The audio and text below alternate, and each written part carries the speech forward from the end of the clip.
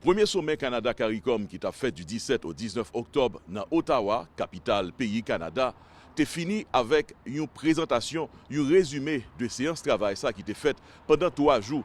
Côté que leader, chef gouvernement pays Caraïbes, yo te chita ensemble sous même table là, puis yo parlé de changement climatique. Yo parlé de création de travail, échange commercial, sécurité régionale là et certainement situation pays d'Haïti a t'es dans mi-temps débat. Premier ministre Justin Trudeau t'es bail rapport sommaire. Cette semaine, on a tenu un sommet avec la CARICOM, la Communauté des Caraïbes, ici à Ottawa. On en a profité pour lancer le nouveau partenariat stratégique entre le Canada et la Communauté des Caraïbes. C'est une étape qui va rendre nos liens encore plus forts et qui va nous aider à travailler sur nos priorités communes. Justin Trudeau parlait de 58,5 millions de dollars que Canada, en partenariat avec Banque caribéenne de développement, a mis disponible pour le secteur privé pays caraïbes. Il parlait tout de 6 millions de dollars pour prévention contre le changement climatique. Là. Et puis, sur question insécurité en Haïti, Canada fait connaître que là-bas, il y a 6 millions de dollars en plus, avec entraînement pour policiers haïtiens. Justin Trudeau rappelait que depuis l'année 2022, Canada investit plus passé 300 millions de dollars pour arriver à résoudre la crise insécuritaire en Haïti. Après ça, Premier ministre canadien Justin Trudeau te répond à une question journaliste. Vous avez pris des mesures. Parmi ces mesures, il y a les sanctions.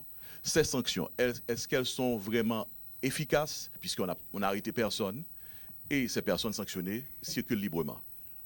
Tout d'abord, le Canada est rendu à 28 sanctions sur des personnes responsables pour l'instabilité actuelle en Haïti.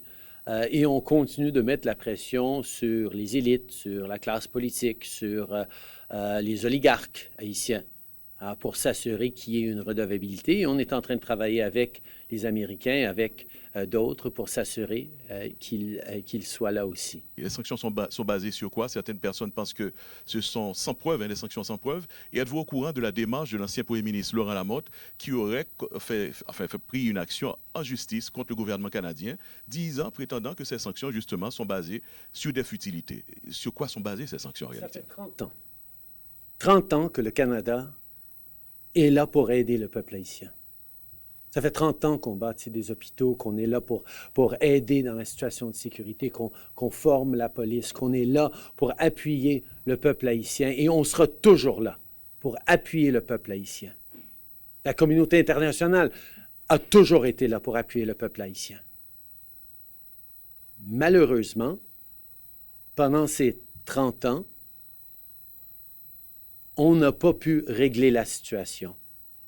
Et la réalité, c'est que ce n'est pas à la situation et à la communauté internationale de régler la situation pour Haïti. Ça doit être, pour que ça soit durable, pour que ça soit vrai, ça doit être les Haïtiens eux-mêmes qui sont au centre de leur prospérité, de leur avenir, de rebâtir cette perle des Antilles. Pour VOA Creole, Valerio Saint-Louis, depuis Ottawa, capitale pays Canada.